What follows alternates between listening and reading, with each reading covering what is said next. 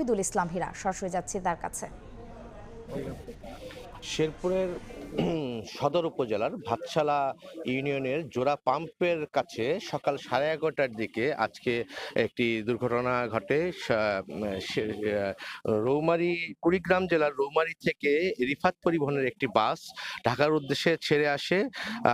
তো এই বাসটি যখন ভাতশালা জোড়া পাম্প এলাকায় পৌঁছে, তখন নকলা থেকে একটি সিএনজি যোগে 7 জন যাত্রী 6 জন যাত্রী নিয়ে চালক শেরপুর আসছিল।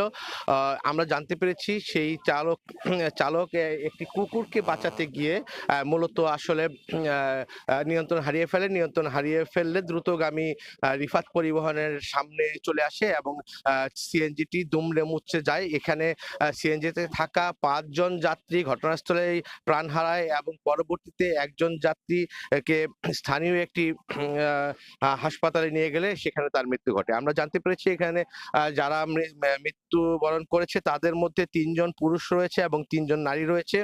এখানে একই পরিবারের 2 ভাই বোন নকলা উপজেলার গণপদ্দি থেকে তারা শেরপুর আসছিল একটি পরীক্ষায় উপস্থিত হওয়ার জন্য, কিন্তু পথিমধ্যে তারা দুর্ঘটনার শিকার হয়ে মারা যান। আমি আরো জানতে পেরেছি দুইজন ব্যক্তি এখানে এই সিএনজি যোগে শেরপুর আসছিলেন। তারা শেরপুর হয়ে জামালপুর জেলার বকশীগঞ্জ যাওয়ার কথা। বকশীগঞ্জ একটি জানাজায় অংশগ্রহণ করার কথা ছিল তাদের। তারা জানাজায় যাওয়ার পথে এই দুর্ঘটনায় আক্রান্ত হয়ে দুর্ঘটনার শিকার হয়ে নিহত হন। এবং আমি জানতে পেরেছি যে সিএনজি চালক লোকমান হোসেন কিছুদিন আগে বিদেশে ছিলেন। তিনি বিদেশ থেকে এসে তিনি নিজে সিএনজি কিনে সিএনজি চালাচ্ছিলেন এবং সিএনজি চালিয়ে তিনি নিজের জীবন বাঁচাচ্ছিলেন এবং অর্থাৎ রোজগারের পথ বের করেছিলেন।